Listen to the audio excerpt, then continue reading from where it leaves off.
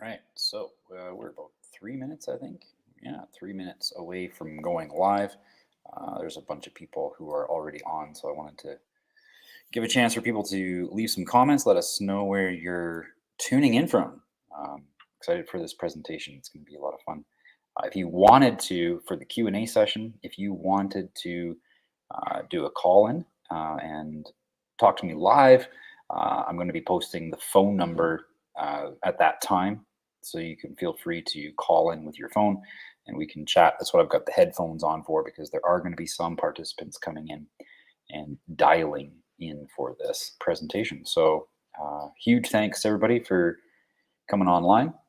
Yeah, we've got just under 3 minutes.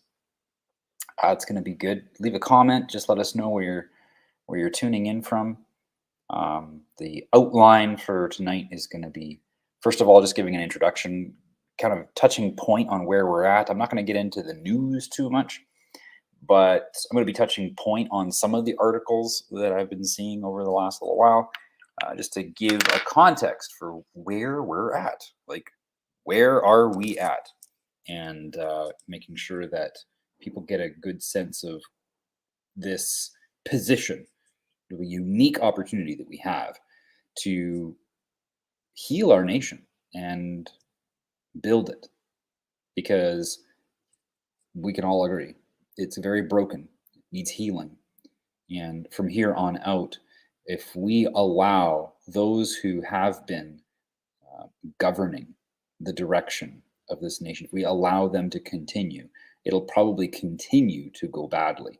And there are several things that we can do to basically alleviate all of this nonsense. And it presents a unique opportunity for all of us to build a nation on our terms, but it requires a different mindset. And so that's what we'll be covering. I got my show notes over here. So if I'm looking over here, it's not because I'm ignoring you guys. And then I've got over on this side, I've got the conference call. So between everything that's going on, we should be good to go. And yeah, if you have any questions, definitely feel free to type them in. I'll be handling questions throughout the call as they show up. And then, of course, we'll have a Q&A session at the end. Yeah, we got another 30 seconds or so. So we'll get started here right away. Oh, I got one more thing to do. I got to send this over to...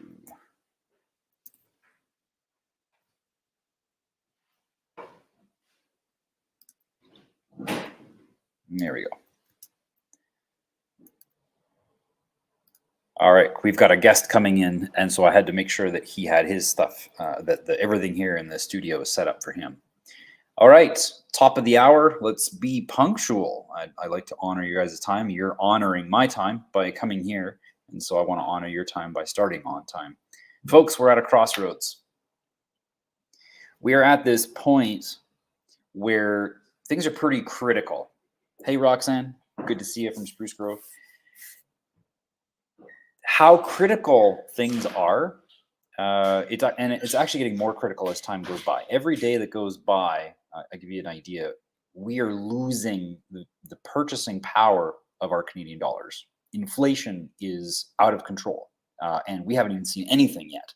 It's going to get a lot more intense as the days wear on. And so, this crossroads indicates that we've got a choice to make. And we're gonna get into that. We've got other things that are happening that are very much imminent, where we have to be very careful on how we proceed from here. For example, China. China has their eyes on Taiwan. Taiwan is the world's largest producer. In fact, 90% of all of the superconductors, all the semiconductors, advanced semiconductors as well, 90% of them are developed in Taiwan, and China has their eye on that little nation. And the reason why, as you can probably guess, they want to have control over all of our electronics. And so there's something that we're going to have to do about that. We've got Germany. It's clear cutting their forests right now. They are chopping down all the trees and they're getting them ready for firewood because they know with the energy crisis that's there rather, and will be coming here, that's how they're going to have to heat their homes. That's how they're going to have to survive the winter, is by burning wood. Okay. That's just another thing that we're at as a result of us continuing down a specific path. And then we have got all the inflation, of course. I mean, another great example is in Europe. There's a baker that, typically speaking, and they were busy. They're a successful baker, but they were experiencing about $4,000 or $5,000 a month, €4,000 or €5,000 a month energy bills. And in October, they received a bill for €330,000, and that's just because their currency is worthless. They've been printing it and leveraging people's wealth on it for so long now that people don't have any more faith in its ability to maintain value. And so inflation is now on a skyrocket or on a rocket going to the moon.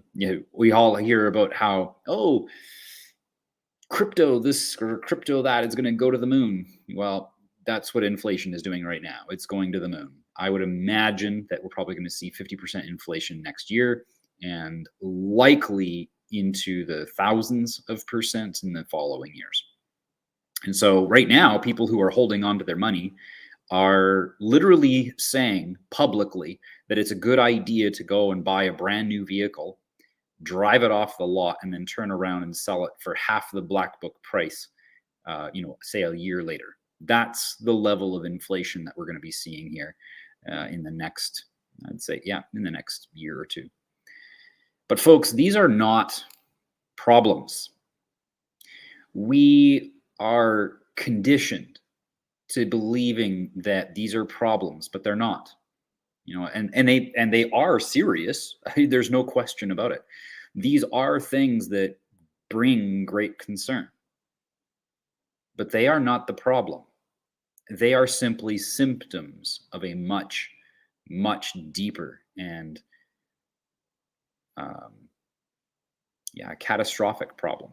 And in fact, I would say that, if we're using the symptom analogy, that the symptoms are of a deep disease, a terrible disease, and we're going to address it.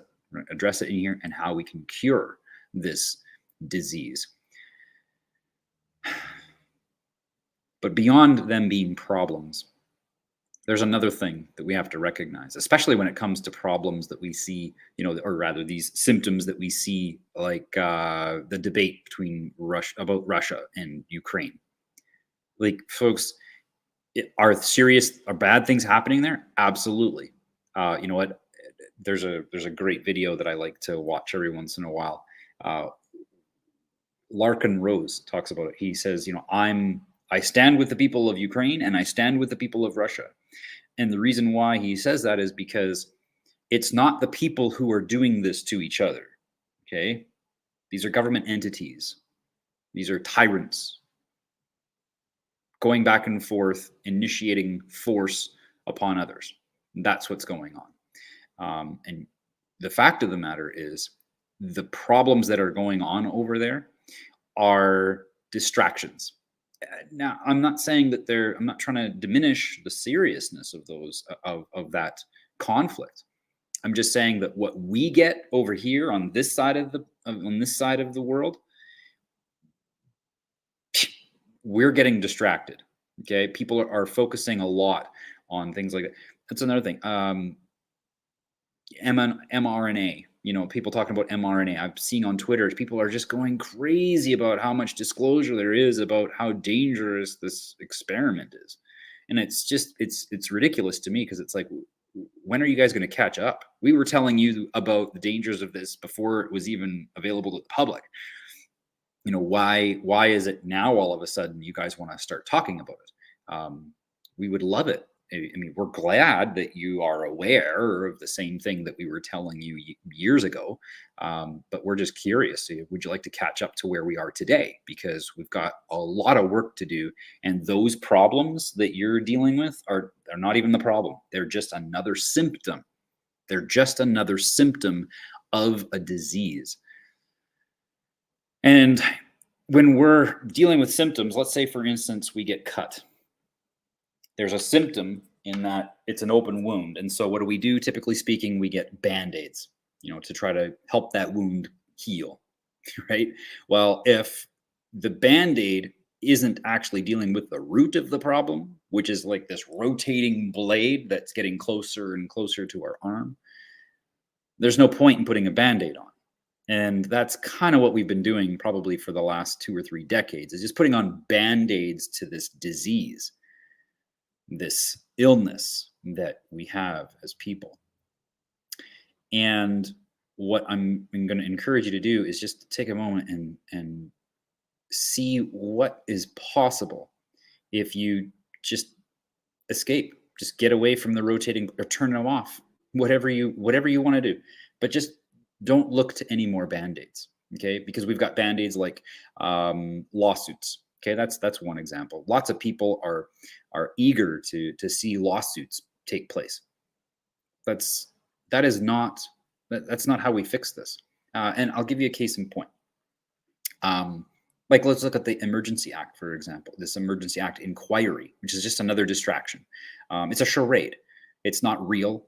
And even if it was, it's not addressing the root of the issue.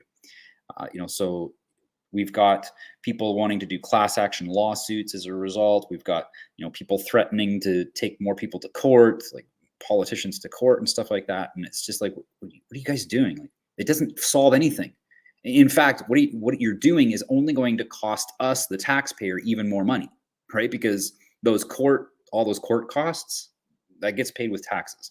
And so if we just pummel them with court, we're going to have to end up paying for it. So it's not solving anything. And the worst of it is that even if you win and you manage to get Trudeau or Kenny or Ford to be charged, and now, oh yes, we won. Well, what does that do? Nothing, because the positions they hold are still capable of doing it.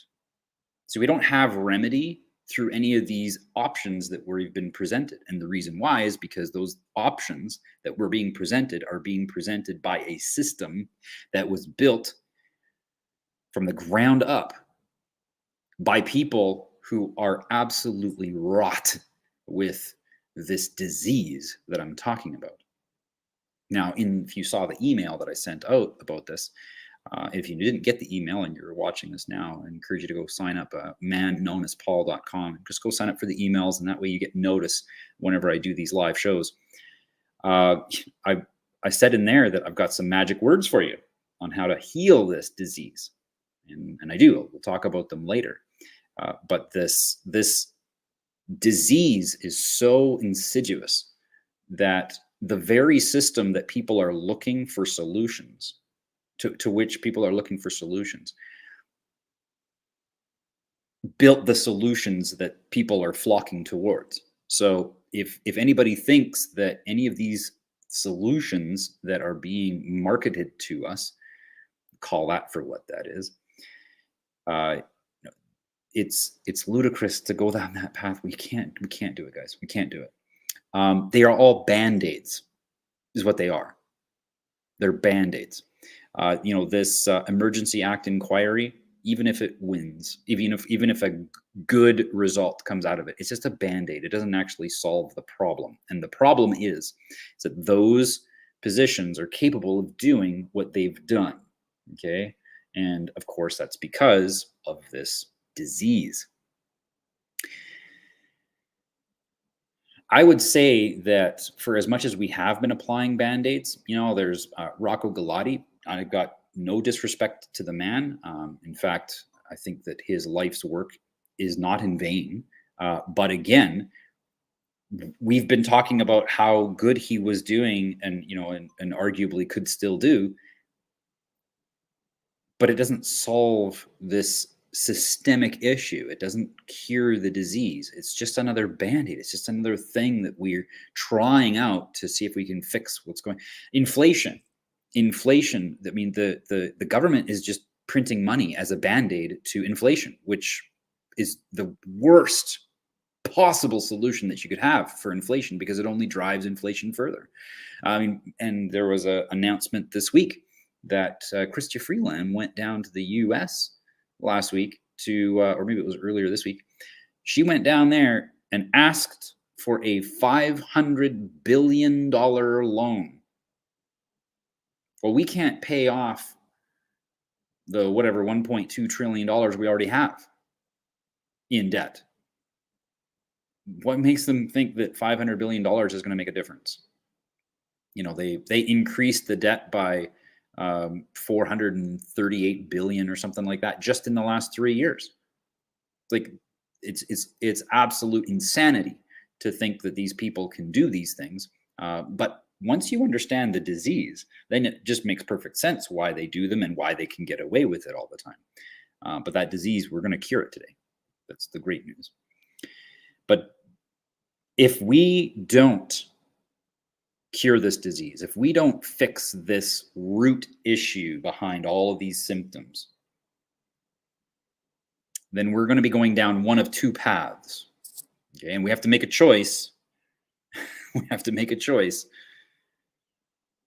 One path actually forks off into two different ones, and they're really well maintained. They look great. They've got highways. They're nice trees, scenic route. You can see mountains into the distance there. It looks like good paths, and lots of people are taking those paths. But one of them is, you will own nothing and you will be happy. We're very familiar with that phrase.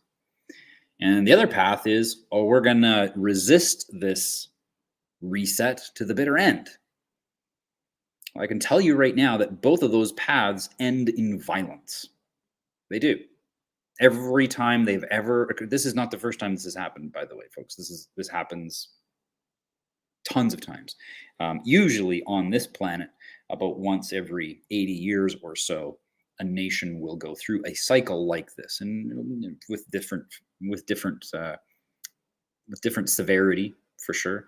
But this is the first time where it's happening globally.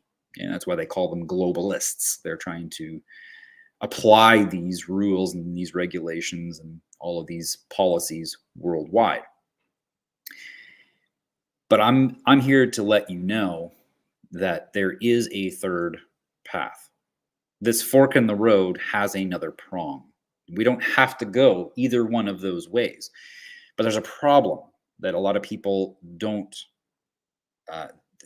there's a problem that a lot of people can't seem to get over. And that is, this other way that I'm going to tell you about doesn't have a path. There's no defined road. Very few people go down this way. And the fact of the matter is, the reason why people don't like taking this path is because there are no directions. And I know that that sounds almost maybe overwhelming. But the fact of the matter is, if you go down this other way, whichever way you choose to go, just don't go down those other two. But I'm just letting you know that if you go down this general direction, okay, it's a peaceful route. And there are so many things that we can do to make it where those first two paths are just irrelevant to us, where it's not even something that we consider, and it's not even really an option, because we can see so much more potential when we go this third route. What is that third route? In order to go this route, first, before I reveal what it is, in order for us to go this route, it requires a different mindset. I'm going to give you an example. When the slave traders were finally told that they couldn't keep their slaves anymore, it was actually not how it went. Basically, what happened was that the government said, we're not going to chase down your slaves anymore, and so the slaves were able to walk free and not be hunted down. Owners still tried to hunt their own slaves down, but they didn't have any help because it was no longer lawful to help find a slave and return them back to the plantation. But what happened was that a whole bunch of slaves, a bunch of them went, some of them went to the inner cities, to try to find shelter and stuff like that. And then, that became a systemic problem. And, some of the people still, like some of the generations of slaves are still in those areas today. Some of them, they're called projects, right? That's where they've been the whole time. They haven't moved on beyond this migration to the city to find shelter. And some of them, they actually do and go and make a greater life for themselves. They recognize, and what I'm saying is back in the day, back in the 1800s, some of them were able to go out and make something for themselves. They were able to start a family. They were able to start a new life. They were able to get a house. They were able to do things. Now that doesn't mean that it was easy for them. I get that. But they were able to go and start something up for themselves and integrate into this nation now where they were free. But then there was a third group, and the third group was the vast majority. And this third group, they actually just looked around and were like, well,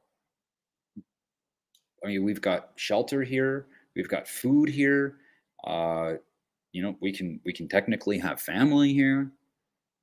Why don't we just stay here? And so they turned and went to their slave owners and they said, hey, we'll take care of this plantation for you. We'll keep taking care of it for you.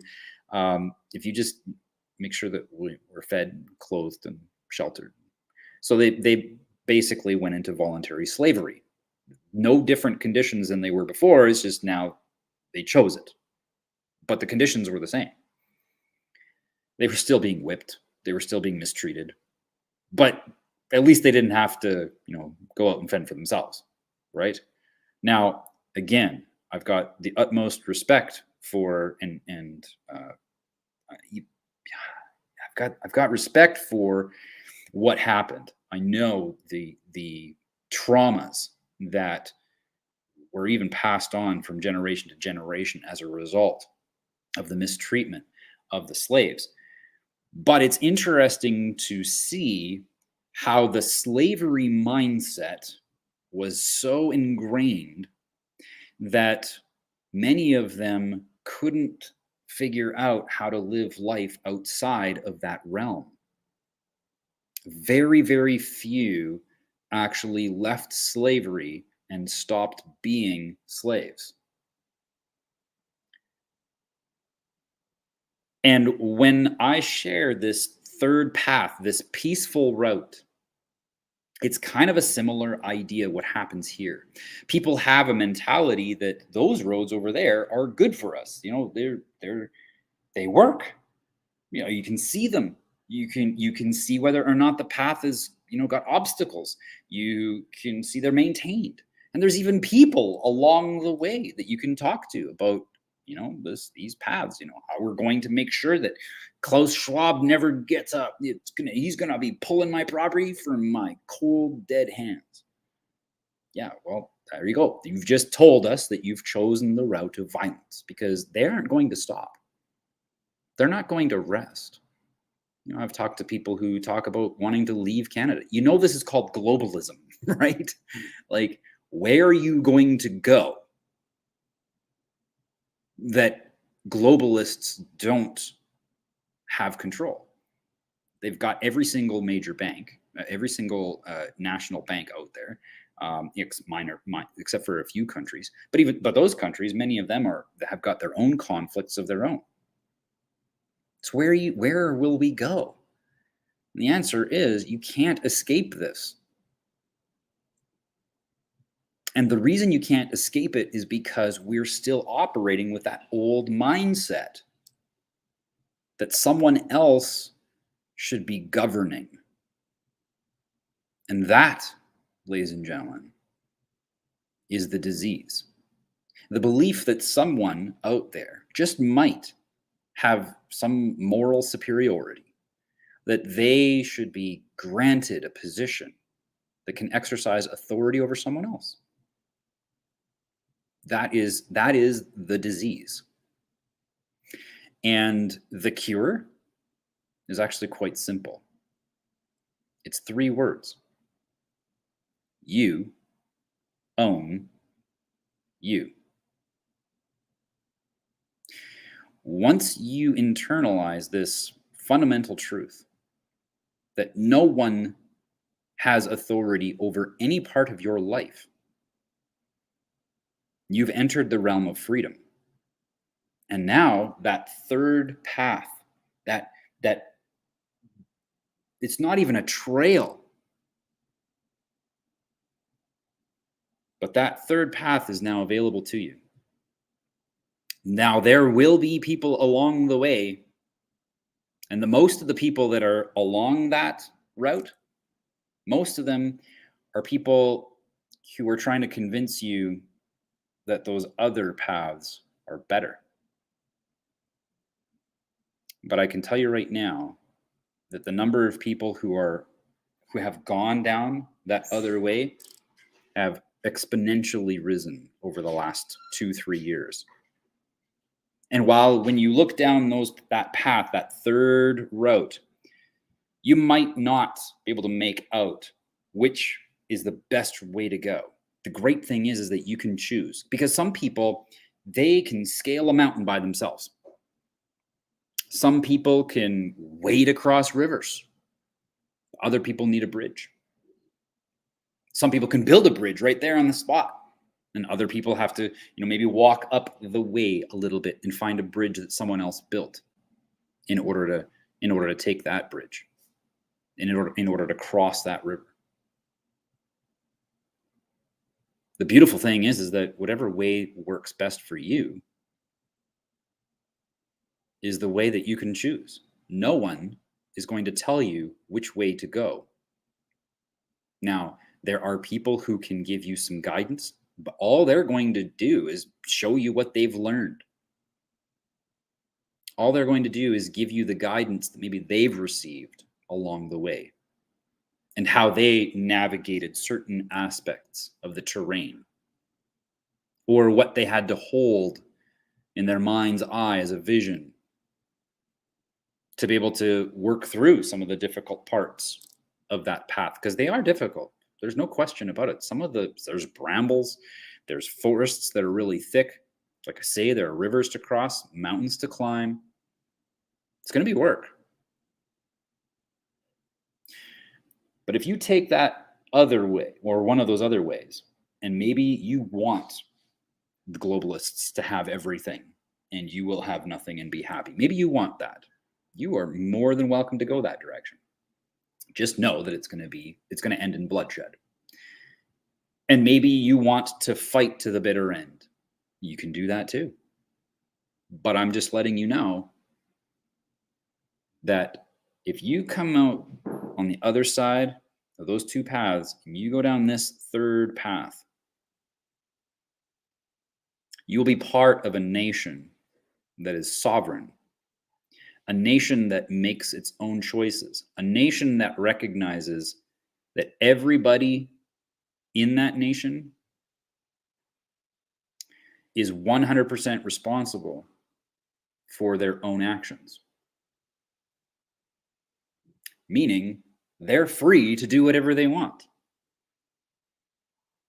given that they have agency.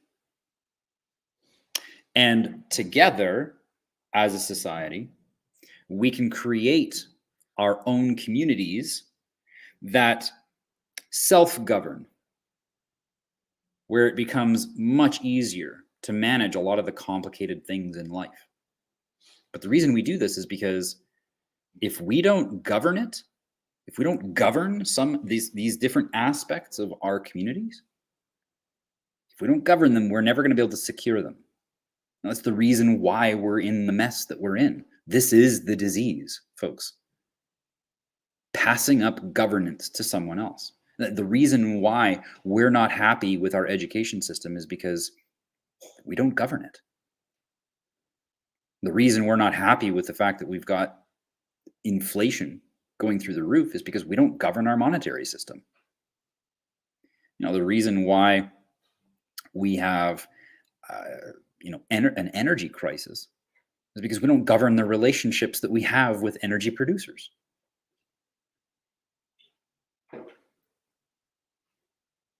The reason why we do not have a nation that honors and safeguards unalienable rights is because we haven't done anything to secure our court system. And the reason why we haven't done anything is because we don't even govern it. People have tried to go in and use our court system for good, and they can't. And the reason why is because we, the people, don't govern our court system. So of course it's going to fail. You see, whenever we pass up responsibility, which is by definition the ability to respond, whenever we pass up responsibility to someone else, we're also passing up governance. And so that's why we have the mess that we have, is because we, the people, don't govern these aspects of society. And it's as simple as recognizing that you own you. No one has any moral authority over any aspect of any of your lives. Once you internalize that, two things happen. Number one, no one can have power over you. They might even go ahead and pull a gun out, point it at your head, or they might even incarcerate you. They might even take you to an internment camp so that you can get re-educated. But those things can happen. But if you know that fundamental truth that you own you, those are the magic words. No one can have power over you at that point. And the gift that we have right now is that so many people are recognizing that they own themselves. And today, we're building communities at a rapid rate. And those communities are safeguarding their schools, their education for their sons and daughters. Those people who recognize that they are responsible for their energy, those communities many of them have already developed their own backup energy. For people who want to secure their healthcare, there are communities out there that are now self-governing their health. We have one here in Edmonton, Unity Health. We, the people, are now self-governing our healthcare. Already, there are communities who are coming together and starting to work on constitutions. Why? Because they want to govern their government. The people are supposed to be governing, not a government. And this takes that shift in mindset. And so as you follow me and as you get to read some of my stuff, as you watch more of these videos, that language of freedom, that language of self-governance, the ultimate freedom, is going to become a second language to you. And you'll be able to recognize whenever someone is trying to exercise authority over you. And that's a wonderful gift too, because now when you have awareness of the language of slavery, it no longer has any hold on you. It's when you can't distinguish those words and the formulation of language where it sounds like, if you can't distinguish what slavery sounds like, it will have dominion over you. And so this gets to the major point. And then we're going to talk about some solutions that we can apply with this new mindset. But this major point is we have to take responsibility for all of those symptoms. You see, the Emergency Act inquiry And this charade that's going on is only going on because we let it. The only reason that we are having to deal with, globalists in our nation's politics is because we let them. Now we might say, "Well, no, we didn't vote for this." Okay, except for decades, we didn't do anything else. And to give you a quick illustration of just how much power we have, let's remember what happened earlier this year. Millions of people migrated to Ottawa. And in fact, we tripled the size of the city in a weekend. And the number of people that work in government and all of the enforcers that they have in order to implement their policies only amounts to about 1/13 nationwide. Okay, I'm not just talking about the enforcers that were in Ottawa. I'm talking about all of the enforcers across the nation. That's the policymakers, right? 338 of them. That's how many MPs there are. And then we've got police officers, about 70,000. And then we've got military, just hovering just over 100,000. That's how many that can be called nationwide. Oh, the conservative estimates that we have is that 2 million people were that migrated to Ottawa. 2 million people were a part of that convoy. And someone is going to tell me that these mandates were put on by our government? This doesn't even include the people who were supporting the truckers and the entire convoy on the highways, the overpasses, at the rest stops. How many people were delivering fuel? And how many people were also already in Ottawa that joined? Just the sheer number of people. It doesn't matter. Even if the government had moral authority over us, they don't have the power. The only reason they can do any of the things that they're doing is because we, the people, let them. And I bring that story up because when we were there, we built soup kitchens. We played street hockey with police. There was a bouncy castle in the streets. We were feeding the homeless. We were sheltering them, keeping them warm. And we didn't ask anybody's permission to do those things. We didn't need a permit. We didn't need to, just knock on the Parliament door and be like, pardon me, but if it please the Crown, we would like to protest. And the reason why we didn't ask permission is because we're free.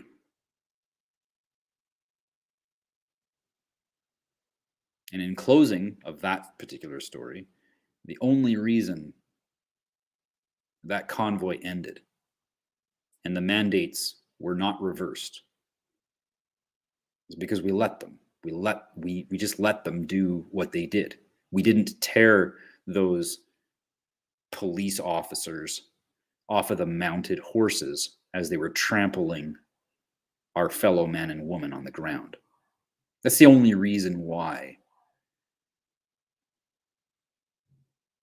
we walked away from all that. That's the only reason why the mandates weren't lifted. That's the only reason why the convoy ended. We are responsible. Once we have that, and you know what? It almost sounds damning, but it's not. It's actually empowering. Because the moment that you recognize that you have responsibility, you're able to respond.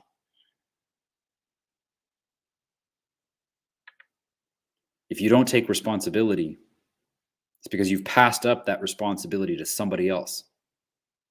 And you've decided to sit on your couch and point at your iPhones and your Androids, at the talking heads as they deliberate in Parliament on whether or not it was right, whether or not it was good for you to express your voice, whether or not it was appropriate for you to live freely. That's what you do when you don't take responsibility. And it's a wonderful, wonderful path. Take responsibility. Come on down this way with us, because I can tell you right now that the rewards are immeasurable. We have no idea how amazing it's going to be, because guess what? This is the first time in history where we have confronted this disease head on globally. And the opportunities are absolutely staggering. Let me share with you a few opportunities that we have at our fingertips right now. Number one, instead of using lawsuits, which is the biggest thing, I was just talking to Wayne about this earlier today. You know, the CN, I remember when the mandates came through, the employment mandates came through, and CN initialized this whole company-wide policy where you have to get this experimental bioweapon in order to, you know, maintain your position. The first thing that I saw on Telegram was this little group that started up. And it was probably 1,500 CN workers. And they all wanted to pitch in $1,000 because some lawyer said that they were going to be able to launch a class action lawsuit. Well, just do the math on that one. But here's the thing. Class action lawsuit is a marketable term because it sounds vicious. It sounds like you're going to get remedy. Sounds like something's going to get done. But no, it's not how things get done. In fact, when you make your application, you're going to be waiting 6 to 10 months, maybe even more, especially with the way that the courts were bogged down. You're going to wait that long to see the judge. And then the judge is going to take a look at that. There's a hearing, and the judge takes a looks at it, and he decides whether or not he wants to proceed. Well, guess what? The judge didn't want to proceed.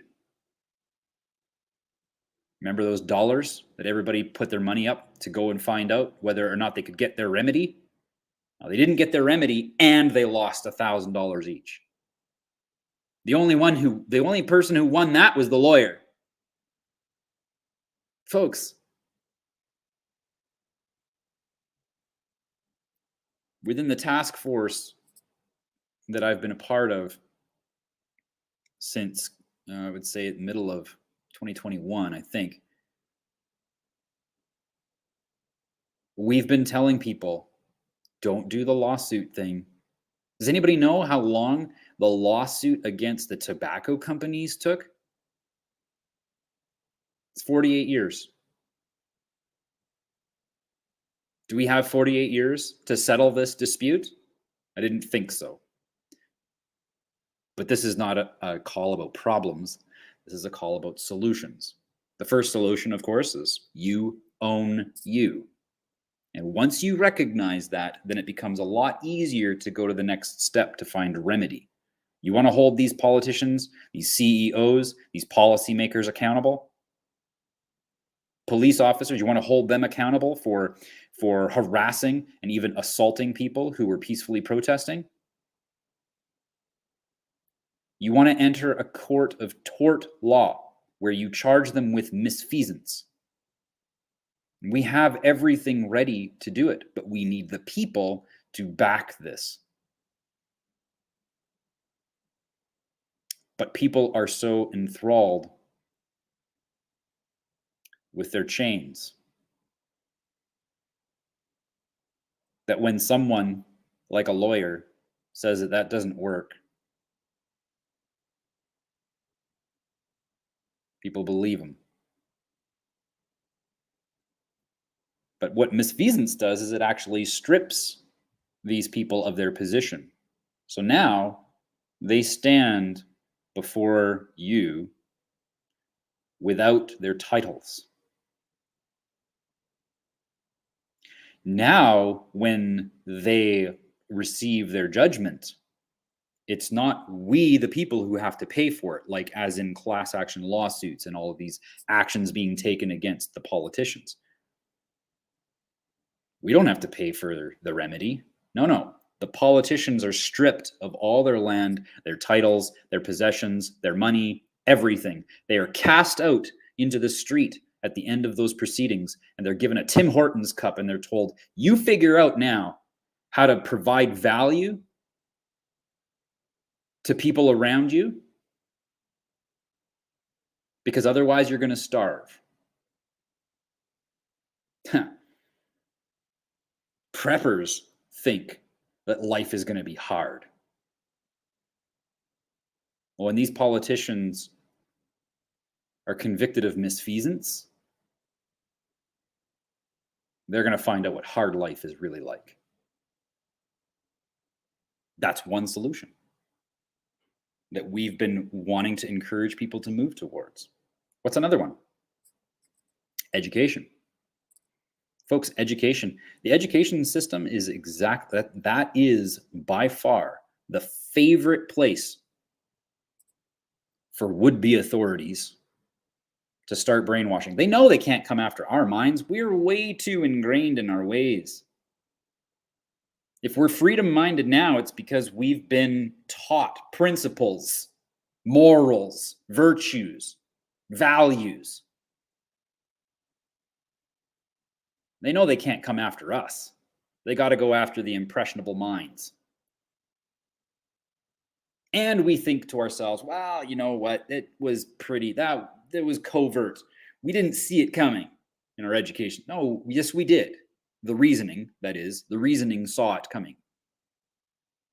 Because it looks the same, whether you're in a tyrannical regime or a democracy. The tyrannical regime just got, the picture of the tyrant up on the wall. We had the Canadian flag. It's the same thing. And you might think, well, no, that's our national flag. No, it's not. It never was. Folks, the Canadian military got sued by the Canadian government. This was decades ago. I'd have to find if you want it, let me know. I'll find it for you and I'll send it to you. But the government sued the military for using the Canadian flag on their shoulder when they first tried it. They had to pay a licensing fee to use it. Why? Because the Canadian flag is a corporate logo. That's all it is. It's just a corporate logo. It's nothing. So the Parliament figured that it would be great to put the Canadian flag in the schools. Folks, once you see the truth, and once you internalize those magic words that you own you can see the Canadian flag on the wall, and you recognize that is no different than if, General Mao were to put his portrait in front of the millions and millions of sons and daughters to indoctrinate them that there's your savior. There's the one who has built this wonderful nation for you to live in, where you have all of the things that you want taken care of for you. All of the governance you need for all the things you want. We got that for you. You want to secure your education system? Govern it. Govern it. And the reason why I speak so sternly is because we are at a crossroads, and I'm standing at that crossroad right now. And I'm just letting you know, I've been on the other side of that mountain range. And I can tell you right now that if you take those roads, as paved as they are, as maintained as they are, they end in destruction. We cannot possibly solve the problems of today with the same mindset that created them. That was Einstein, by the way. What's another solution? Has to do with free speech. Big issue right now. Free speech. We need free speech. We need a platform with free speech. You want free speech? Govern your communications. You are never going to have free speech with the type of communication systems that we're subject to. These centralized agencies, they collect all of our data. They use that data. They trade that data. It's now a commodity. Every moment that you spend on these devices is being recorded, logged, tracked, cataloged.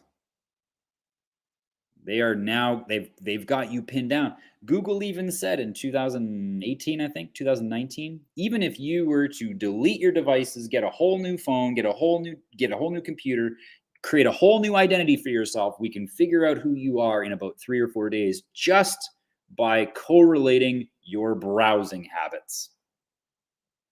That data is being bought and sold and traded for people to be able to get their ads in front of you. Your time is being traded like a commodity. You want to have free speech? You're going to have to govern your own communications. So what's the solution? There are several right now. There's a company called Helium. There's another one called World Mobile. And what they're doing is that they are creating solutions for people to at a community level, establish their own internet connections and to make them so secure that the only way any data gets passed from you to someone else is by your consent. That's a big topic, but that's the direction that we're headed. When we take action with that new mindset, with those magic words, you own you. I've shared this before. On these phones, there's going to be a setting. Right now, that setting is kind of already there where it says, hey, do you want to see ads that are relevant to you? Agree to our terms and conditions. And because we want Google to tell us where we are on the planet, we agree to those terms and conditions.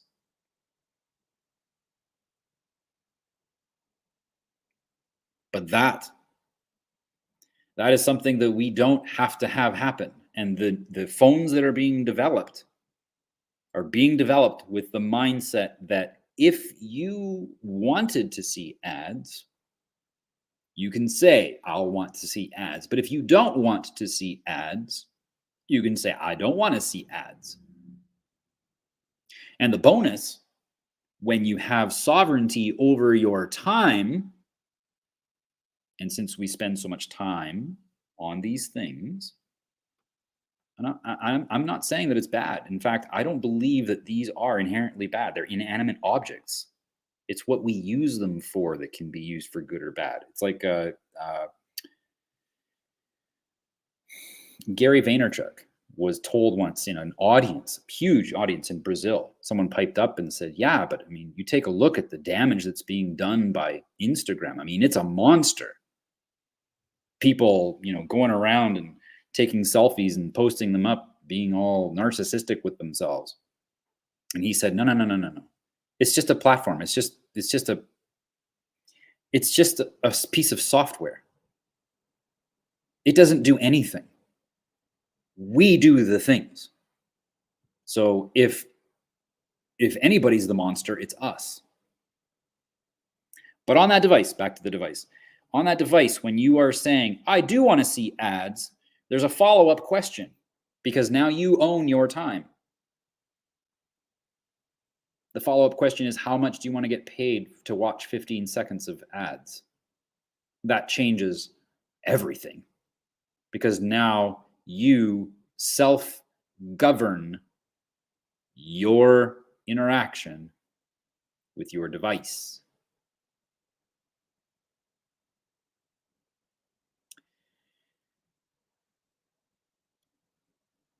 Another big issue that we have is agriculture right now.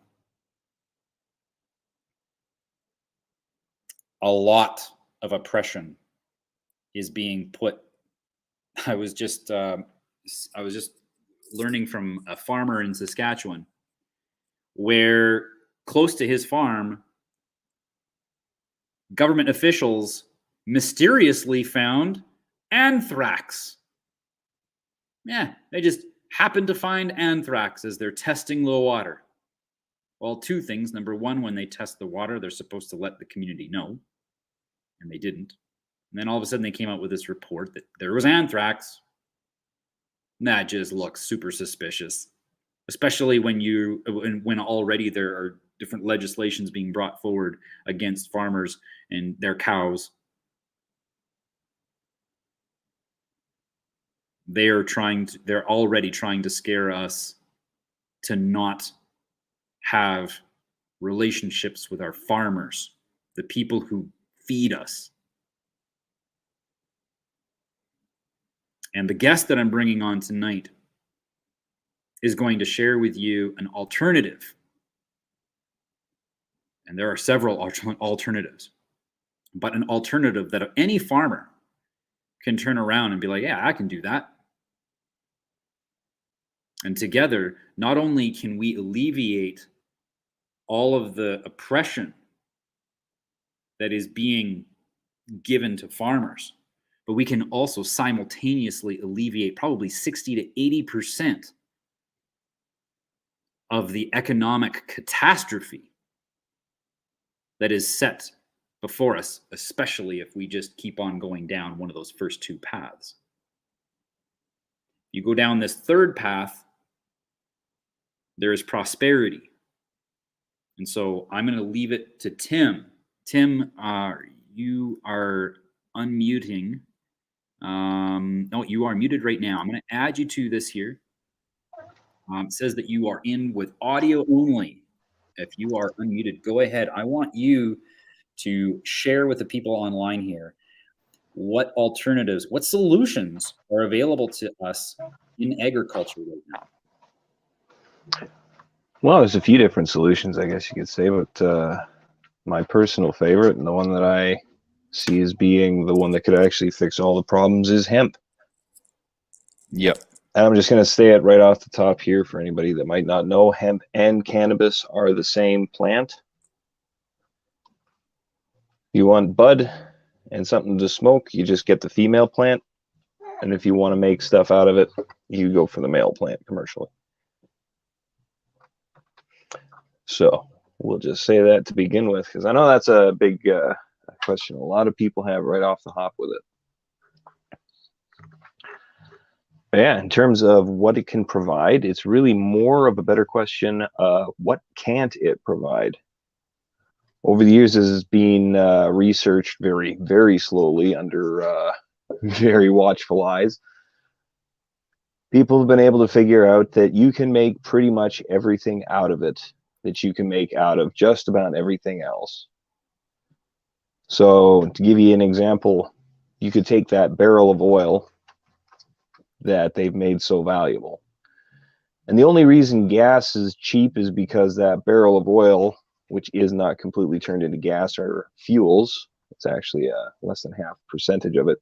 The rest of it gets turned into fabrics and plastics and other kinds of valuable materials that people use every single day. I mean, you go to any kind of public establishment, 50% of that building, I bet you, is going to be made just out of plastic, out of that barrel of oil. And at least 50 to, in some cases, even 100% of the clothes that people wear is nothing but refined oil. So, how can cannabis really come in? Well, cannabis, not only can you make some of the best grade textiles that are on the market, but you can also make the polyesters, spandex, and any other kind of synthetic fabric from the oil. So jumping back to that oil barrel, how many products come out of a barrel of oil? They say, I think it's around 600. We could even just throw that there as a safe number. You can't even count the amount of products that you can make with hemp. Right. And they're making more, and I say that mostly because new methods of using it are being discovered pretty much every day. We've got everything like the aforementioned clothing. It's the oldest plant in history to be used for clothing. Mm-hmm. It's the oldest plant in history to be used for medicine. It is Right. some of the most potent medicine that you could possibly put into your body. You could build your entire house with that one plant from the wood, because you can make high density particle boards out of it. You can use paint made out of hemp, because you can make it oil-based paint and it's not going to be toxic and kill you. You can make insulation out of hemp. You can make the roofing out of hemp, thatched shingles, whatever you like. And you can get all that material in about 6 months of grow time. Yeah. And See, in like, that 6 months of grow time, that plant is actually going to produce more oxygen than the same amount of acres of trees. right. Yeah. And this is why I said, like, in the email that I sent out, was like, we are at this crossroads. Like, we have a choice to make. And if we go down this path for agriculture, the amount that we would, the amount of economic energy that we would save would be astronomical. Mm-hmm. Yes, you could pare down almost every commercial industry to revolve around the farmer. Yep. Making a perfect feedback loop from producer to production to consumer to back to producer. Yeah. Yeah. No, it's fantastic. Now, you were also saying, like, one of the things that we mentioned earlier in the call was how China is after Taiwan for their electronics, to be able to Mm-hmm. have complete governance over the development of our semiconductors. And it was in the last call that you and I had where you got all excited. Tell the people what you were saying to me. Oh yeah, the excitement of it. Among the things you can extract from a cannabis/hemp plant is carbon. Like, and the things you can do with that carbon, you can actually make batteries, and you can make supercapacitors with it. Yeah. So And that's a very new thing. All of the fear that people are mongering around China wanting Taiwan, again, it just is another it's a symptom of people believing that someone can have authority over someone else. But then on top of that, it's a distraction, and it's not even important, because we have all of the solutions that we need to be able to maintain the standard of life that we've grown accustomed to. And again, going back to what I said before, it's not like having these luxuries are evil. What's evil is when we are complacent in how we use them, or when we think that someone else should do it for us. But when we start working as communities, we can become self-sufficient, because one community can just, have enough hemp for themselves, and not that they can't share, but that it doesn't require an entire nation to supply us with semiconductors. Mm-hmm. We can self-supply all of the things that we have grown accustomed to using in order to make our lives, like, we've got semiconductors in that fridge over there, managing the temperature of the ice. Mm-hmm. There's so much of our lives that we've grown accustomed to having as luxuries, and none of those things have to disappear. Now, I believe that we're a little bit behind the 8 ball, and I'm hoping that initiatives like what you and I are working on, Tim, are going to help soften the blow. But that's going to depend on whether or not people actually start taking action on these solutions. Again, we got to get away from watching the 2-hour podcasts about mRNA. Like, who cares? The problem is not that mRNA was developed, and the problem is not that mRNA has adverse effects. The problem is not that Pfizer came out with more disclosure about how much damage it's doing or what the rate of myocarditis is. That is not the problem. The problem is that people in general believe somehow, I don't know how they got to this really, I got my suspicions, but they honestly believe that someone else has authority over them, and that's why they had to go get it. They're too That's afraid the to take problem. they're too afraid to take the responsibility for themselves and, like you say, do something about it. Right? Correct. Well, and I would. responsibility, it comes with a price. It means that we have to actually admit that we were wrong.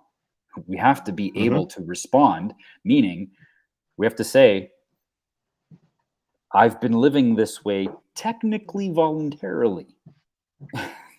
And that's a tough pill for some people to swallow. Yeah, it reminds me a lot of what I'd see from kids going to school. Is all of a sudden, when you're sitting in a classroom, probably not paying attention because you don't care about it, you have to stand up in front of everybody and tell them what the answer is. Yeah. You've been suddenly, out of the blue, without preparation, been made the response-abled one. Mm-hmm. And now you got to get it right. But you don't want to stand up in front of everybody and tell them something you weren't paying attention to. Right, yeah. And so from an early stage in childhood, this really can lock into your head where it's like, I don't want to be the one who stands up in front of everybody and might be wrong. Right. They could laugh at me. Yeah. Yeah. And it's a sad position to be in, because you got to understand, like, from a kid's perspective, right? To be put there, it's like I would say, talk to my wife, it's the difference between learning how to swim in a swimming pool versus learning how to swim in the ocean. It's too big for your capabilities at that point.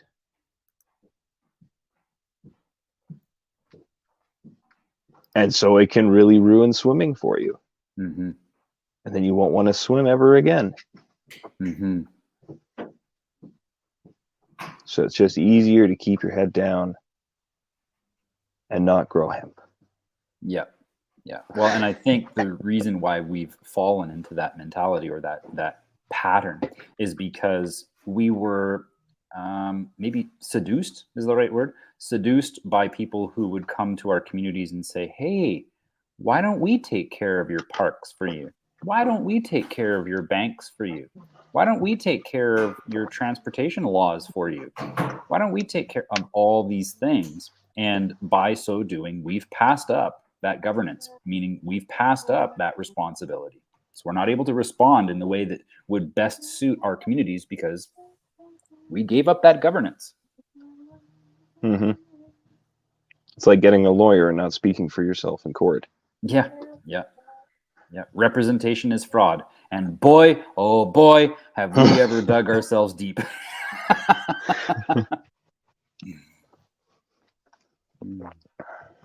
Yeah. Well, thank you very much for sharing. And in closing, folks, Tim and I have started this initiative together, and what we're working towards here is helping communities navigate this. It's like there is this trail that is not very well groomed at all. In fact, it kind of splits off into all kinds of directions because people choose what works for them and their families. And so there isn't a defined path. And so it's, kind of think of yourself as at the base of Mount Everest, where it's like, yeah, I know that I can get up there. I know that other people have done it. I know that there is a way to do it. But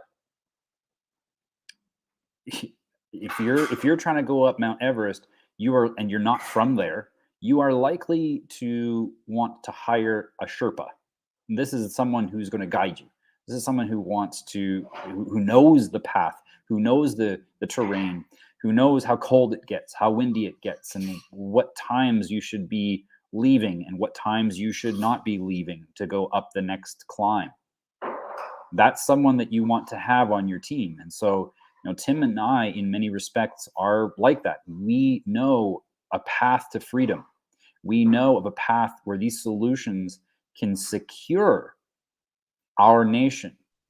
And we want to be able to help anybody, whether they're an individual trying to navigate. Maybe it's that first thing that I talked about, that mindset. Maybe you're trying to navigate the mindset of freedom.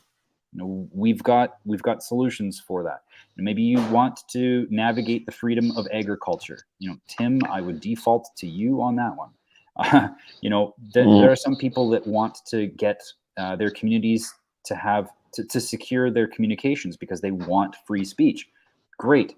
Well, we've got solutions that we can bring forward to you and your community. And so if this is of interest to you, if you're hearing what we're saying, and if this resonates with you and what you want, please reach out to us. We're available. We want to help point you in the right direction. And typically speaking, a 45-minute call is all that's necessary to determine whether or not we can help you, and whether or not this is something that is going to be, maybe it's a weekly thing, or maybe it's going to be a monthly thing, or maybe it's that we come directly to your community and we help and we meet with other members of your community who are wanting to work towards this model of self-governance. We want to help you with that in every way that we possibly can. And so, absolutely.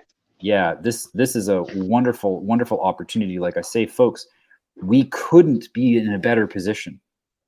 We really couldn't be in a better position.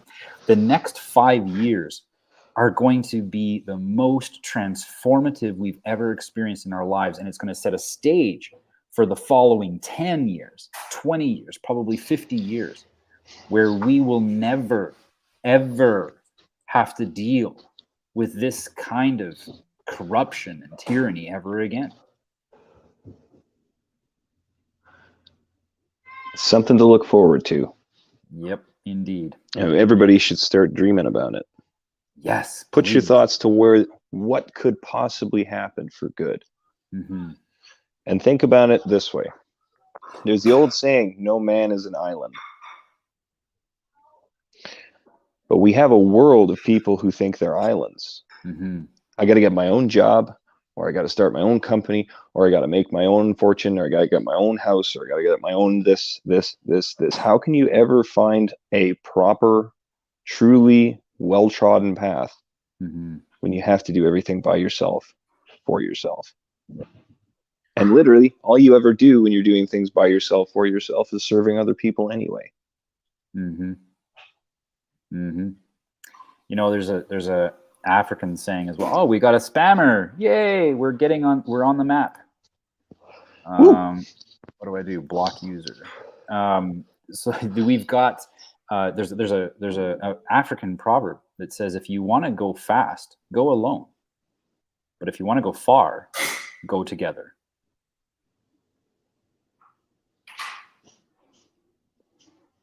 Yep. Many hands make light work. There are so many sayings that we know as a society. We know these things to be true. And now we have an opportunity to actually live those precepts out. So yeah, it's wonderful. I want to thank you, Tim, for coming on.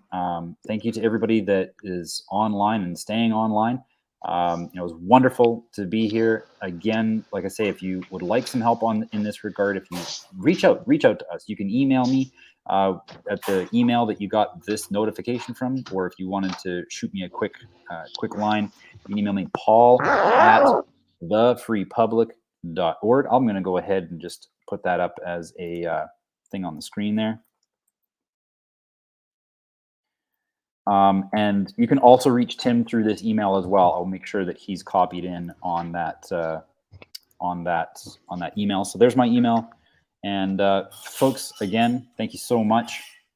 We look forward to hearing the stories that you all share with us about how it is that you are living free. Because the fact of the matter is, like I said about the convoy, you already are.